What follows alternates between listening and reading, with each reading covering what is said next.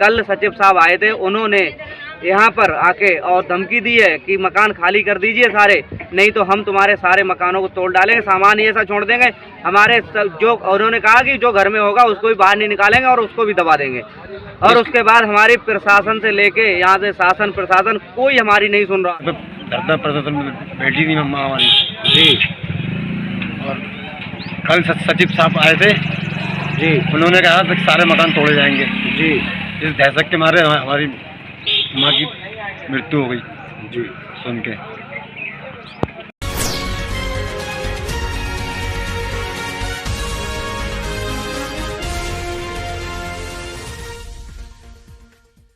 बरेली विकास प्राधिकरण द्वारा गांव बिचपुरी के गरीबों के मकानों को तोड़ने का सिलसिला जारी है, जिसका विरोध बिचपुरी वासी लंबे समय से करते चले आ रहे हैं। इसी क्षेत्र में एक मंदिर व एक मजार को भी बरेली विकास प्राधिकरण ने तोड़ा था, जिसका विरोध करने के लिए दोनों समुदाय के कई धार्मिक संगठन व सपाई नेता अपनी राजनीतिक रोटियां सेंकने के लिए पहुंचे थे। आज कोई भी जनप्रतिनिधि व धार्मिक संगठन और सपाई नेता नहीं पहुंचे। जब बरेली विकास प्राधिकरण ने गरीबों के मकान तोड़े तो दूर दूर तक कोई नजर नहीं आया। वहीं गांव वालों ने अपनी बात शासन प्रशासन तक पहुंचाने के लिए धरना प्रदर्शन जारी कर दिया। बताया जा रहा है कि धरना प्रदर्शन कर रही एक महिला की मौत हो गई है। गांव वालों का आरोप है कि बरेली विकास प्राधिकरण के सचिव ने कल आकर लोगों को धमकाया, जिसके कारण एक महिला की मौत हो गई। यहां पर कई सवाल उठ रहे हैं। क्या गांव वालों ने अवैध कब्जा करके मकान बनाए हैं? क्या गांव वालों के पास मकानों के बेनामे नहीं है? क्या गांव वालों की फरियाद सुनने का अधिकार जिला प्रशासन व जनप्रतिनिधि का नहीं है?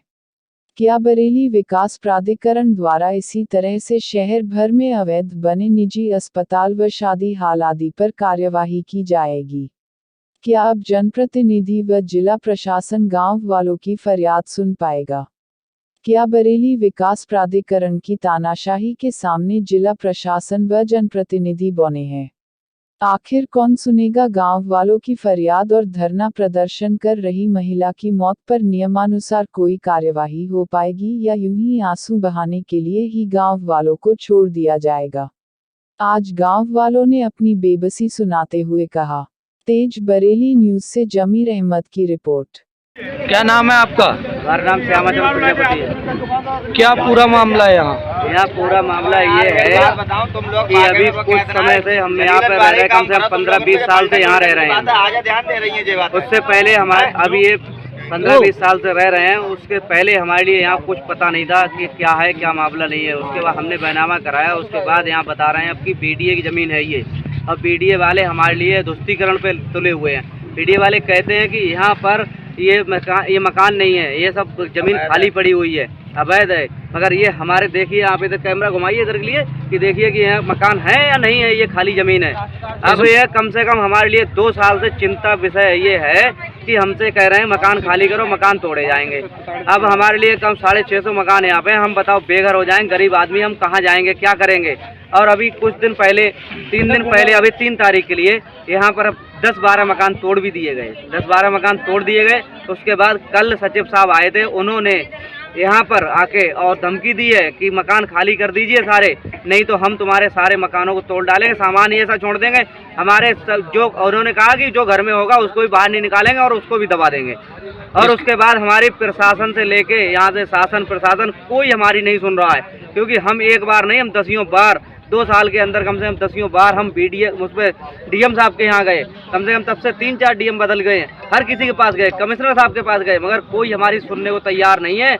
आज हुआ क्या है कि कल हम कम से कम तो 3 तारीख से ही धरना पे बैठे हैं और कल सचिव साहब कह के गए, धमकी दे के गए। उसके बाद हमारी एक महिला बुजुर्ग मतलब वो ख़त्म हो गई शाम, उनके लिए दहशत बैठ गई और दहशत बैठते ही वो ख़त्म हो गई। उसके बाद हमारे एक बाबा, वो भी बेचारे, कल उनके लिए भी हमने मरते मरते बचाया है।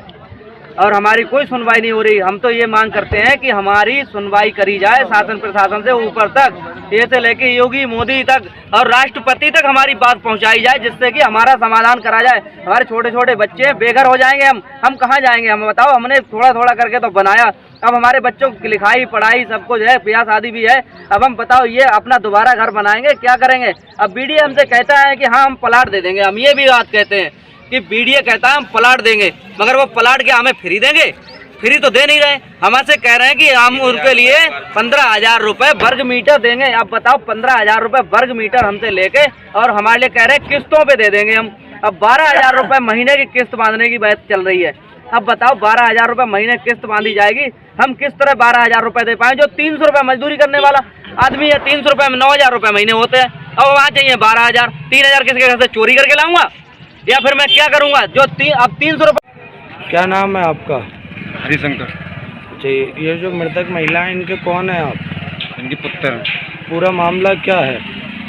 मामला ये है, धरने पे धरना प्रदर्शन में बैठी थी मम्मा हमारी जी और कल सचिव साहब आए थे जी। उन्होंने कहा कि सारे मकान तोड़े जाएंगे जी।